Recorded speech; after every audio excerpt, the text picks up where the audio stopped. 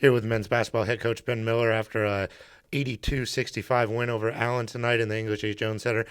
Coach, you shot 38.4% for the game, 3 for 19 from three, but thought you played very well in the second half as compared to the first. Yeah, it wasn't a artistic or pretty game. We had trouble making shots, but I think our effort second half was pretty good. Let's talk about your rebounding. 49-41 tonight led to 22 second chance points. You also scored 27 points off of turnovers. Talk about your defense tonight. I thought your defense was really played really well, particularly from a blocks and steals standpoint as well. Yeah, second half was much better.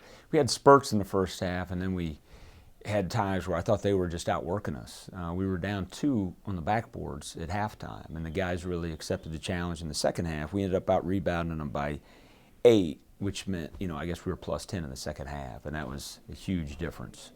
Let's pull a couple players out of the box score here. Ben Jacobs, double-double. He shot 7 for 13 on the field, finished the night with 20 points, 10 rebounds, 2 blocks. I thought he really outworked everybody out there. Yeah, he's battling some different injuries, but he's a tough kid, and he was very productive tonight, scoring but also rebounding. Took a big charge in the second half as well. Let's talk about Brandon Watts. Obviously, everybody's experienced what he can do so far this year, but tonight it seemed like a whole lot more. He finished with 4 blocks tonight, 6 steals, 14 points. He's really progressing very well quickly. Yeah, it was good because, the shots weren't falling for him, but he can impact the game in so many different ways, defensively, rebounding. He can score, obviously, too, but he's a very complete player, so it's nice when shots aren't going in, he finds other ways to impact the game.